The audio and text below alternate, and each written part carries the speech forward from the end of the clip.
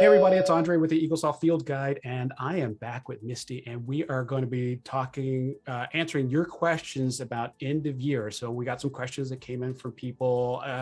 It was funny, I only got one posted in the Facebook group, but I got hammered with a bunch of private message questions that maybe people didn't want to ask. So Misty got some questions, I got some questions, and we're going to try to answer the questions that came in from you guys about end of year. And the first one, which was posted in the Facebook group from Crystal Johnson, was a really good one. And I didn't have an answer. And so that was the first one we wanted to talk about. And I'm going to assume based on her question what she meant. And it says, hey, Andre, first year office, anything we need to do differently? So my assumption is they are brand new to Eaglesoft and this is their first end of year. Yeah. So Misty, anything that they need to do differently? You know, there isn't. So that's nice. They just need to process end of year like any other office would. I'm assuming they just have never ran end of year before. The only thing I would say is your very first end of year ever in the system could take a little bit longer if they've had a previous conversion.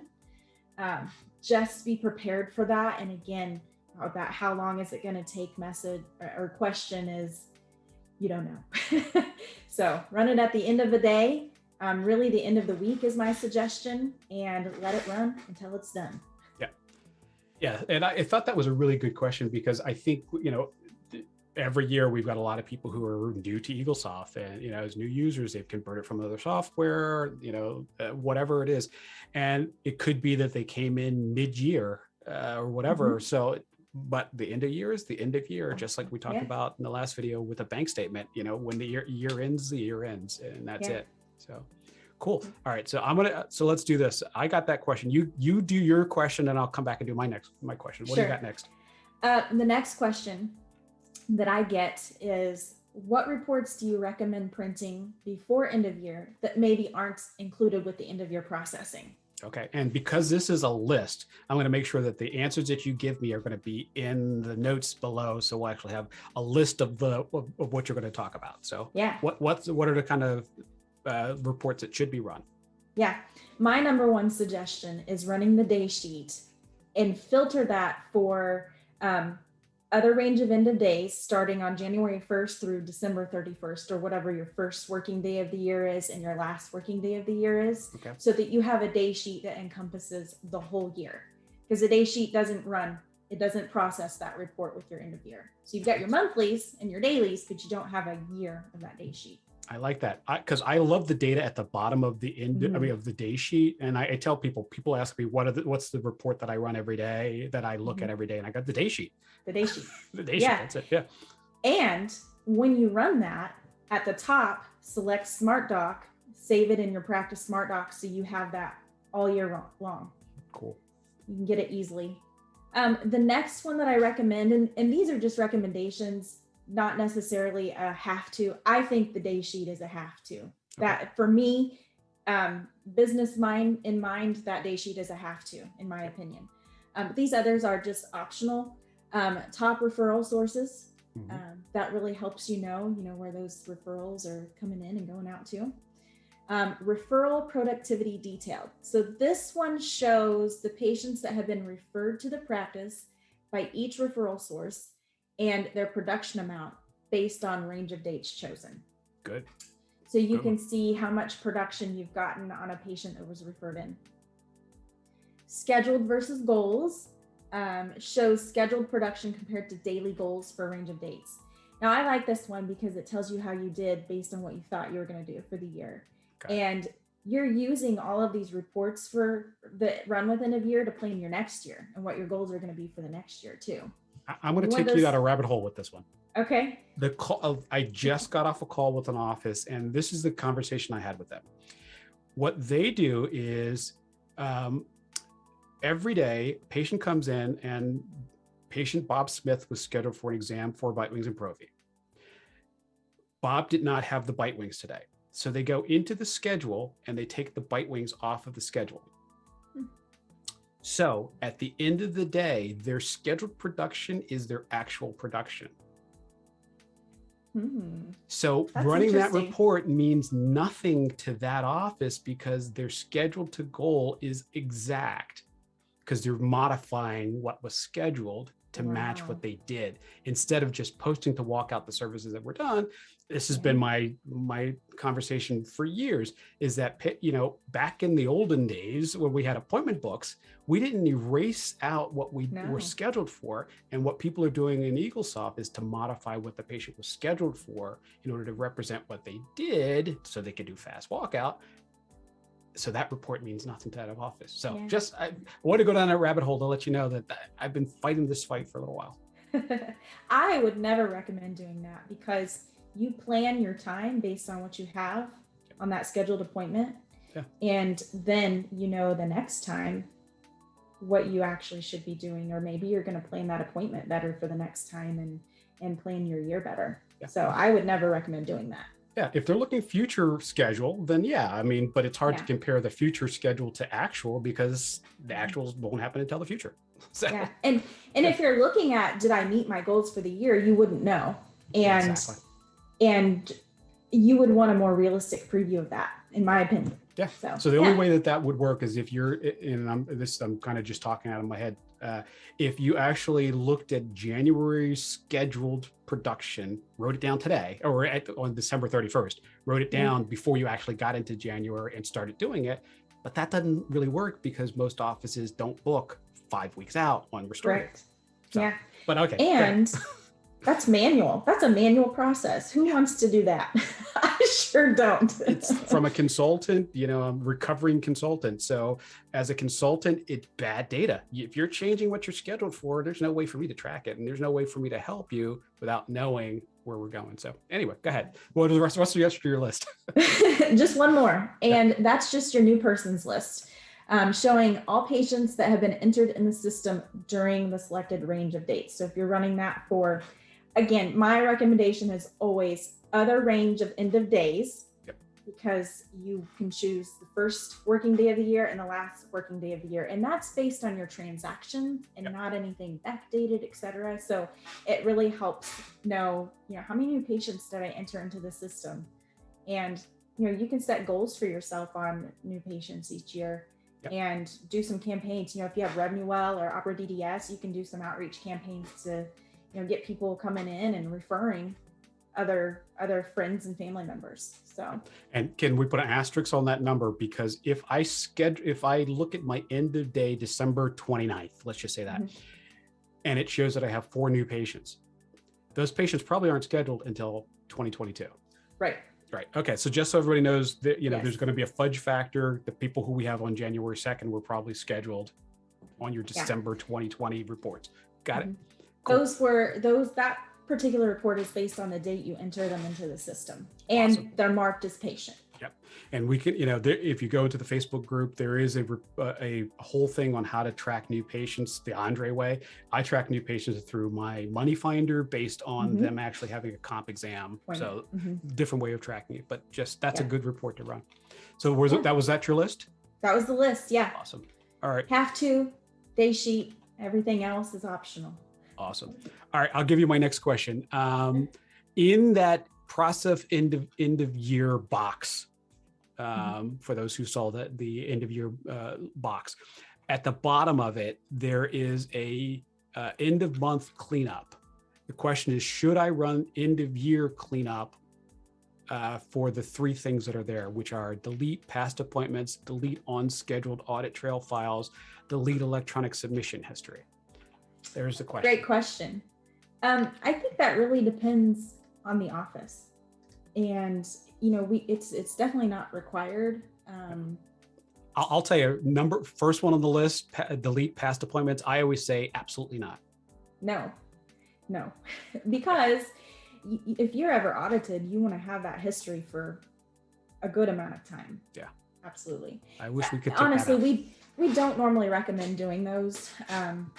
Because those things can all be done, you know, that's doing everything in the past. And if you really want to delete those things in the past, you probably don't want to delete them in the recent past. You want to delete them in the far past, and those things can be done differently, separately from end of year. Yeah, if an office decides they want to do some of that kind of cleanup, that's let's call the PTC.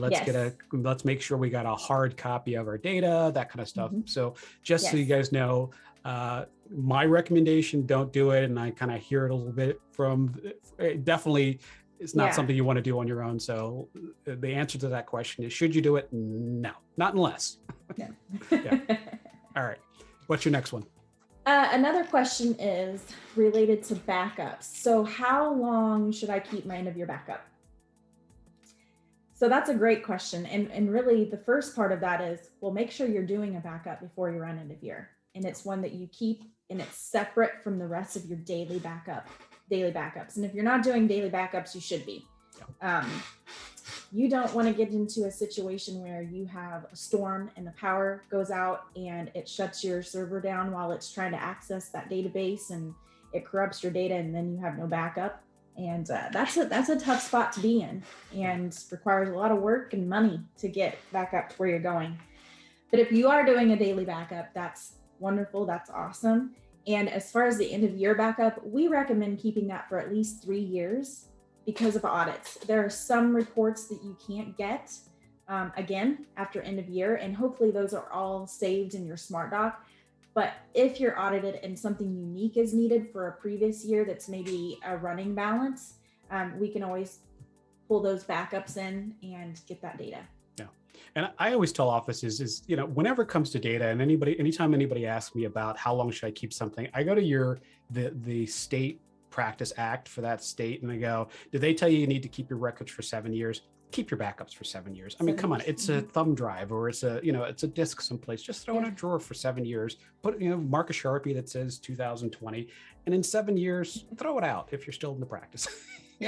Don't worry about it. So it's just data. Don't worry about it. Data's cheap.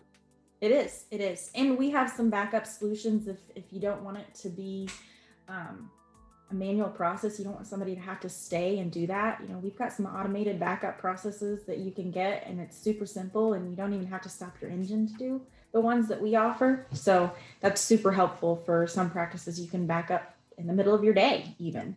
And here's a big red warning sign from me. I have been in thousands of practices, and I can tell you, most of the time when an office that I've been in has tried to do a restore of a backup drive or backup data, it's typically blank. And I'm telling you, the thousands of practices that I've visited, I've yet to see, other than a couple who I know are really good with their IT department, most of the ones that I've seen have been literally blank. They have got great backups of their QuickBooks, but the Eaglesoft data is typically not there. So this is a good opportunity to talk to your IT department about, restore my data on, I challenge people, restore my data on a laptop and let me see it. And that's when, you've got a good backup, and, you're supposed to, for what I understand about the HIPAA regulations, you're supposed to be able to restore your data on a regular basis. So, get it done, Yeah. Cool. And just to add on to that, the reason a lot of those backups are blank for Eaglesoft data is because they're not stopping their engine before they make that backup. And the reason is that database and log file, they're in use while the engine is running. It's trying to make connections. And if those files are in use, Microsoft does not allow those copies to take place. So having a good backup process in place is the most important thing an office can do. And this is the perfect time of year just to make sure you have everything in order for those things. Yeah. I tell, I use Outlook like crazy. And before everything was on the cloud, I lost 3 years of my Outlook data because I didn't realize I bought whatever that program that everybody used to use in order to back up your data on the cloud. And it was not backing up my Outlook data, because when you're using Outlook, it's an open file and it won't back up. And I lost 6 years of information because I had a crash, and I had never really stopped it because I used it 24/7.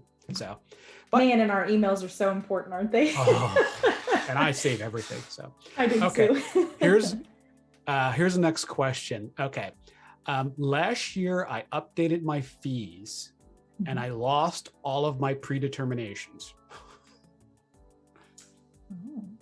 So, and there is a big red warning post in the Facebook group that when you update your fees and you use the change fee utility, okay, there are warnings, and I'm going to read you exactly what it says. Modifying the fees of treatment plans or on-schedule services will result in the deletion of outstanding pre-authorizations associated with these services.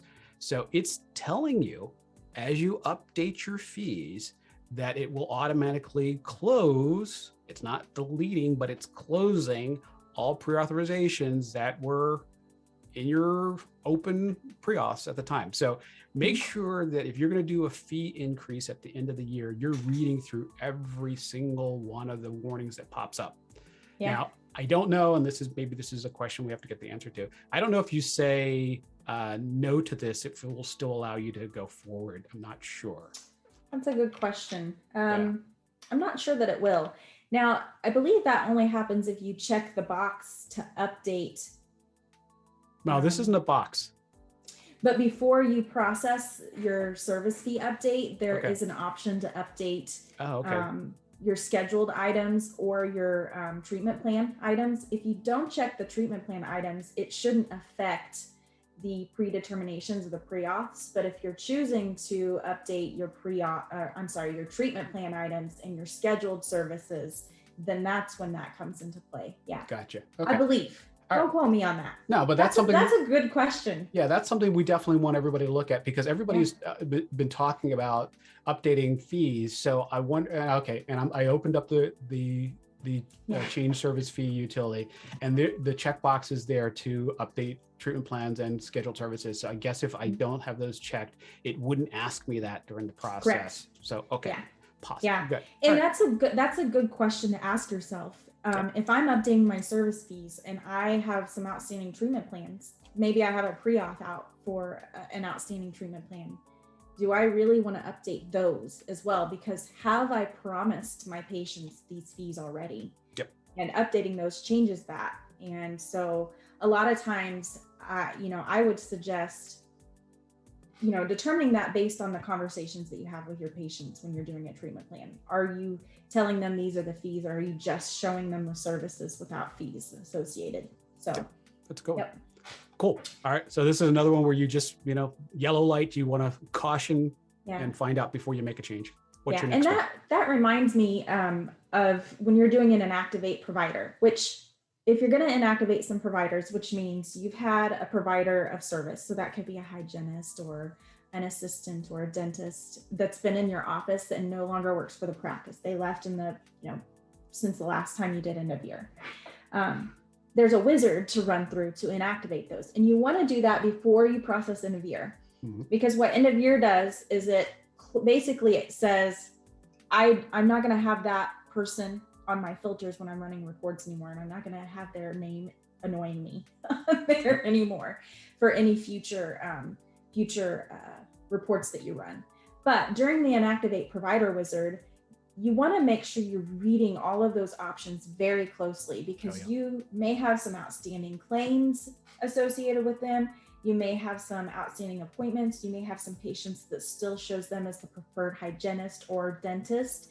And it's going to ask you what you want to do with those items while you're doing the Inactivate Provider Wizard, which again, if you have anybody who's left, you want to do that Inactivate Provider Wizard.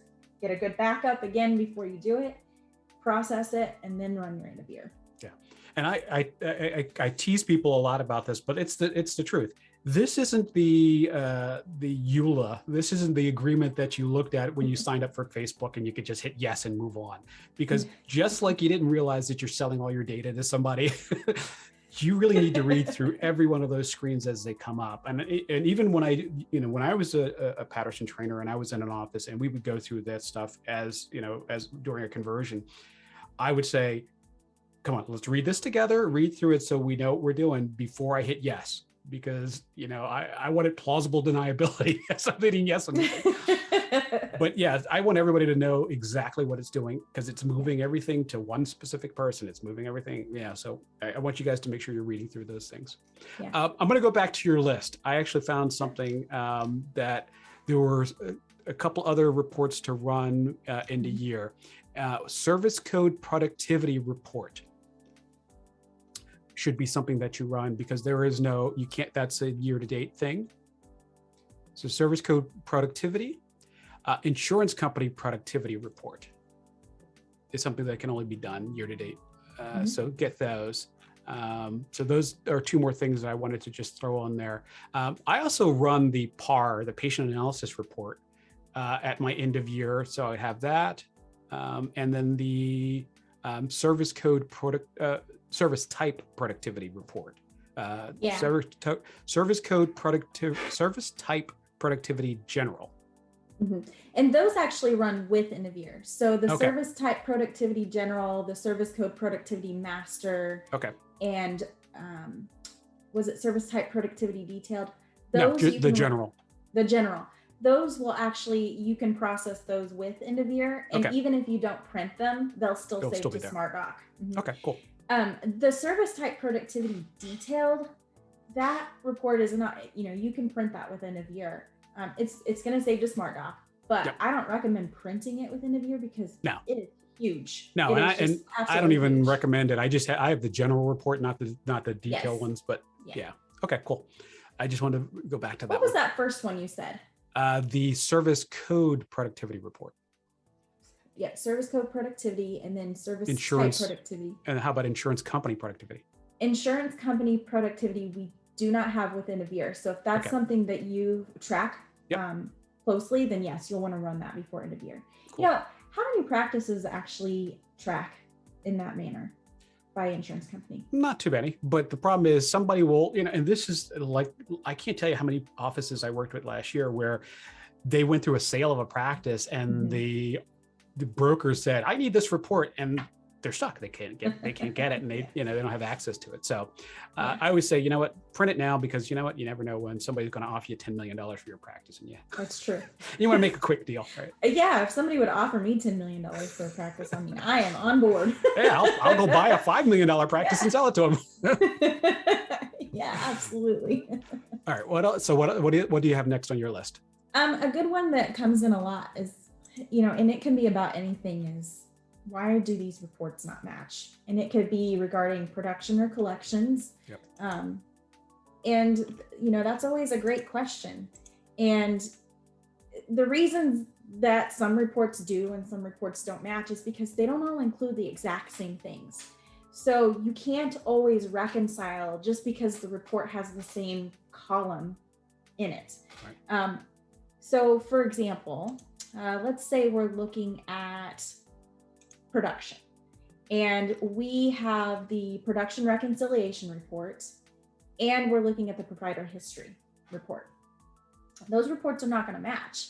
And the reason is that the provider history does not include deleted services and adjustments. Yep. And so you don't want to use those two reports to reconcile.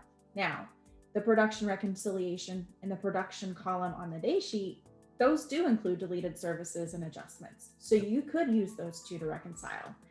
And we have a good guide out there in our FAQ for reconciling reports. And it's basically a chart of reports. So you see a list of reports and you have green checks for what's included and red X's for what's not included. And anything that has the same set of green checks, those are going to match. And anything that has different sets of green or red are not going to match. Yeah. And I always, and again, I always do this with offices so they can understand what I'm talking about. If you took your deposit report and compared it to your bank deposit report and only looked at the things that were deposited for Visa, MasterCard, and you have that I gave you my Visa, MasterCard for $100, you will not see $100 in your bank statement. It's going to be, $96 because the fees are going to come out of that. So you're not going to see, you can't compare one to the other. You'd have to compare your Visa, MasterCard statement with the fees to Eaglesoft in order to see the two things. So you're not seeing, just like you said, the adjustments and things like that in that report. So you got to compare apples to apples when we're looking at that. Absolutely. That's a good one. Okay, let me see. Okay, last year my processing got stuck when I did the end of year. What should I do? My answer last year was wait. What do you guys say? Well, there's a couple different things that could be. I would say that it's stuck or locked up is probably the number one question that we get a call on during the year. And we have an answer depending on what that stuck looks like. So if the stuck shows a little screen on it that says saving to SmartDoc, yeah, then you got a problem with your SmartDoc printer. So most likely what that means is one of those pre-processing steps wasn't completed, where we have you go in and set your SmartDoc printer port to null, all caps, NULL, instead of lowercase NUL or some other port, because those ports are shared by OneNote and anything Microsoft. And if they're sharing a port, for some reason it gets stuck. So that's one thing. So what you would do is, close out, fix your SmartDoc printer, and then run it again, and it should go through. Okay. So we should, and I'll make a post about that. That could be something that everybody, we're filming this on December the 10th.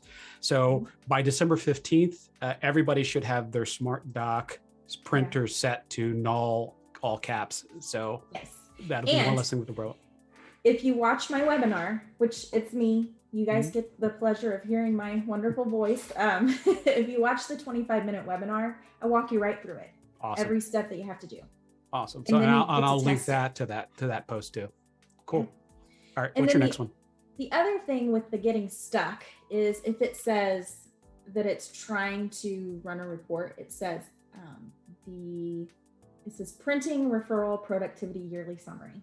So if you have like a box that looks like it's kind of whited out or almost like it's transparent, but you can see that in there, that means that it's actually still trying to process end of year. It's not stuck. It's still working. It could just be that it's taking a long time to run. So just make sure that you allow it to go. Let it continue. And that's one of those reports that we talked about. If you you should almost uncheck that one because you'll get a copy of it anyway. Now, even if you uncheck it, when it says that it's printing, it's still generating that report because it's got to save it to SmartDoc. So you may still get that even if you don't print. Gotcha. And if it just takes entirely too long and you're getting to a point where you are ready to see patients and it's still running, so you start it, let's say you start it on a Friday, let it run all weekend if it's taking a long time. And then you come back on Monday, if it's still running, that's where you have a problem and you'll want to cancel it and then work with PTC so we can basically do a backdoor method of getting your end of year ran for you. Gotcha. That doesn't happen very often. I think we had 5 offices in total last year that had that, and they were multi-site. They had so many rooms. Like one of the offices is set up in an old mall and that's their dental practice. Yeah. Wow. So that's very unusual.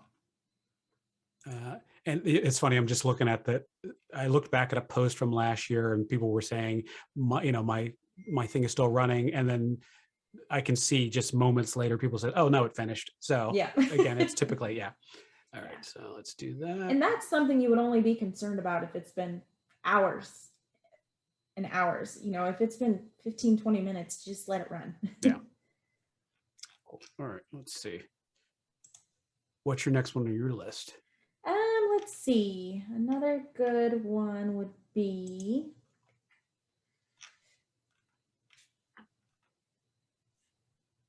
how do I find the version I have of Eaglesoft so I know how to process my end of year? That's a good one. Yeah. So I like this question. It's really good to know what version you're on, to know if, do I need to do some important upgrades, some updates, and it's real simple to find out. If you have Eaglesoft open, and you're on that practice management screen that looks like you're behind a desk, or even the clinical screen that looks like an operatory, just at the very top left, it'll show in the title bar at the very top what version you're on. And if you have trouble seeing it, you can click on the help item at the top, the help menu, and choose about, and that will tell you the exact version, which includes the build even. And that'll help you identify. So when you're on the resource for running end of year, it says, check your version, and then you can click the version that you have, and then it shows you the instructions. Cool. The process is basically the same regardless of what version you have for running end of year if you're doing it manually. It's just how you get there is a little bit different in the later versions. So. All right, and let's be really clear that that 99% of the people watching are on Eaglesoft. Yes. All right, and Eaglesoft is spelled with a capital E and no capital S.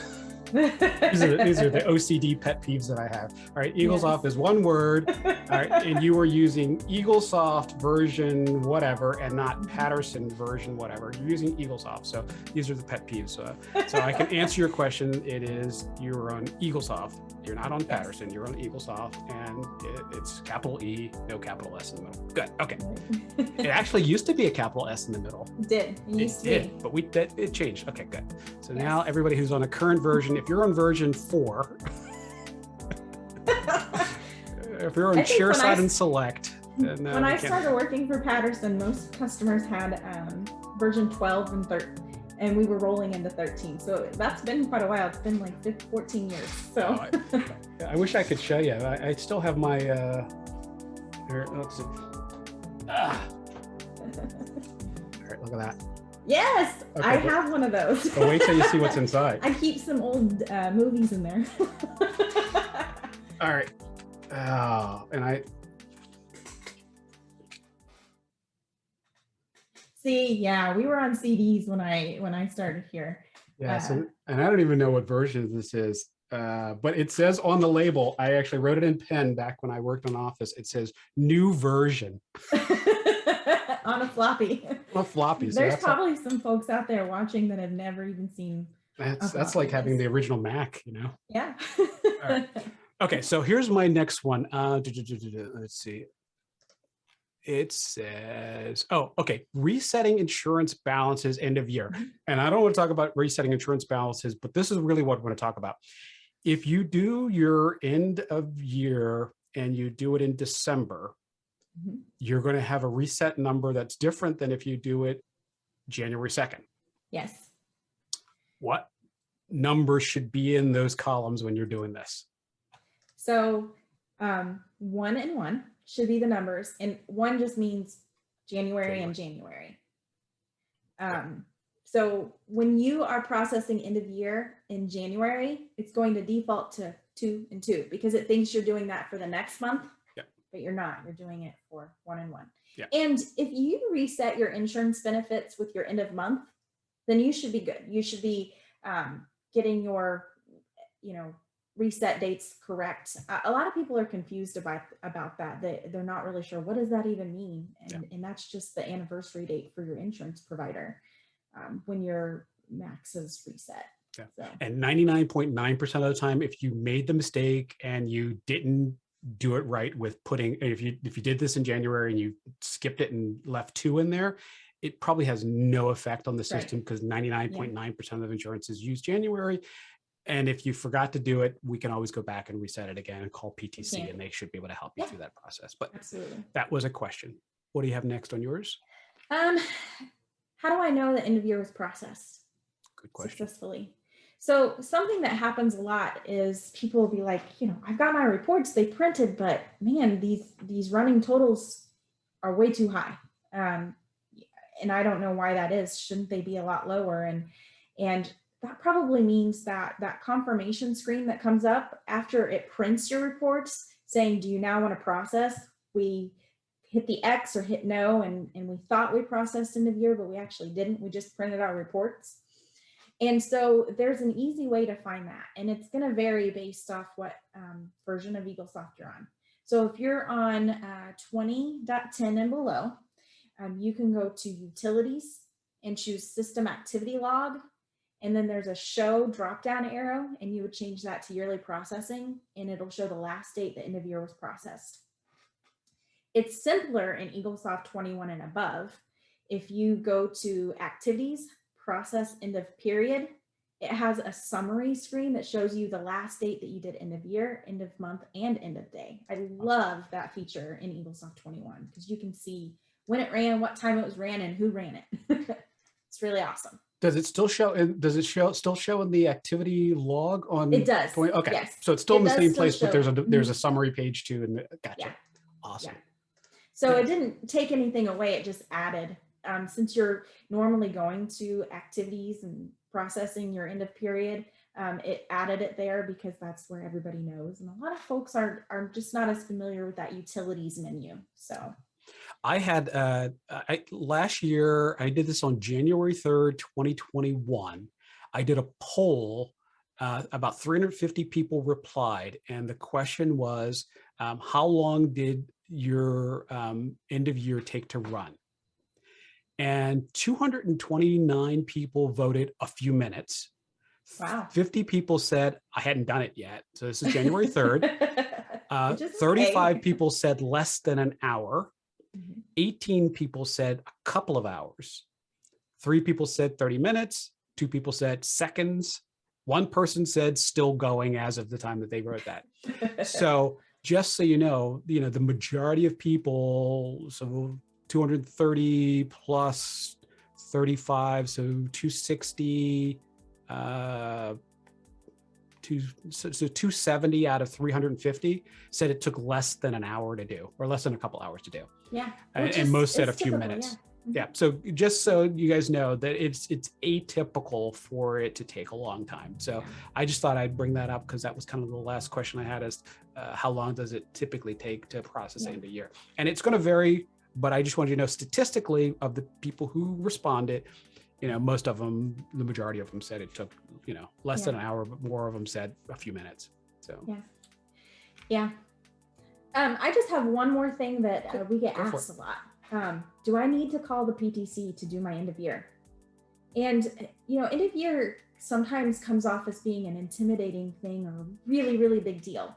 And the truth about it is, it's a big deal to make sure you get it done, but it's not a big deal to actually do. And it shouldn't be anything that you're intimidated by or nervous about running because, we can always get the data that you need as long as you run it.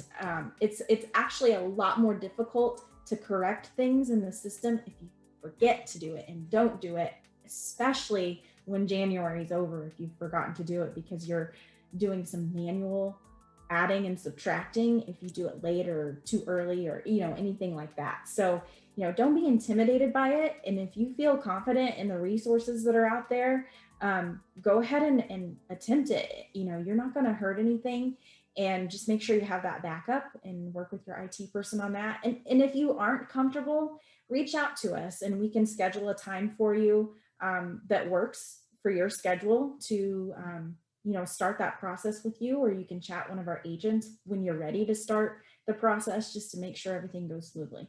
Yeah. And I'll put Misty's home number. Just kidding. And for me, if you want to call me to help you with end of year, I have a 900 number and it's $15 a minute for the first 15 minutes, messaging and data rate supplies. Don't call me. But yeah, end of year, we're joking because it really is, it's an easy process, guys. And, don't let it intimidate you. That's why we're doing these videos so that you guys can be prepared and have the information ahead of time. I hope, the questions that we answered today help the majority of people who have a question. But if you do have a question, don't hesitate. Pick up the phone, go to your live chat, make sure that you guys ask the questions you have so that this is a seamless process, Yeah. It's just the end of year. It's just like an end of month. It's no big deal. You're just wrapping up your financials. Exactly. I mean, think of it that way. You're wrapping up your financials. You can move into the next year, and hopefully, COVID doesn't get us down as much as it did in the last couple of years. Thank goodness. Yeah. Well, thank you so much for spending some time with me, and I hopefully we helped a few people out today. Yeah. No, I appreciate you letting us get our voices out there and get folks ready for end of year and the next year to come. We appreciate it. Looking forward to 2022 and the next versions of Eaglesoft. Coming soon, really soon. We'll talk more about that. We'll talk about that. Teaser. Teaser. All right, guys. Well, thank you. And we'll see you soon. Thanks.